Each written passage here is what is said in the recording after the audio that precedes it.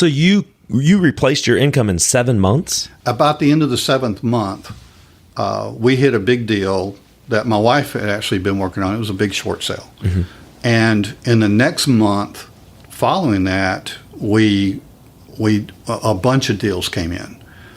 So by the end of the 7th month, we had more than made up for what I'd ever made in corporate America. Wow. So the first couple of 3 years, we were flipping houses for cash and paying a big tax burden, mm-hmm. Paying ordinary income tax rates and whatnot. But I noticed that I never met a wealthy flipper. Mm. I met guys that had good lifestyles, but if you ask them about, well, if you got hurt next week, what happens? And it wasn't a pretty picture. But I met a lot of really well-to-do buy and hold guys. A lot of landlords seemed to have it made. Mm-hmm. And they seemed a lot more casual, mm-hmm. In their walk. And they were just like, wow, life is good. And the flippers were like, jazzed up on coffee or some kind of caffeine so they could keep going the next day. So it was kind of a natural evolution. I started. I got big time educated for one thing, and that's once we went to the first seminar, the next thing I know, I had gone to 20 seminars. Wow! And I've always enjoyed learning. So for there to be a new technique or a new way to buy or sell a house or something like that, I was always interested in it. Yeah. So we were trying a little bit of everything. So I dabbled in some rental houses. I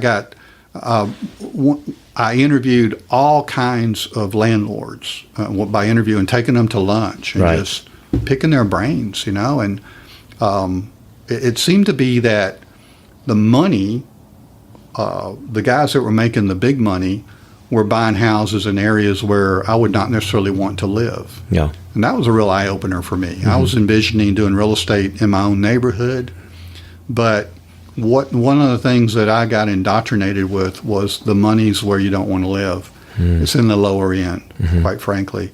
And so I bought a couple of little low-end rental houses, and because we had, we had cash reserves.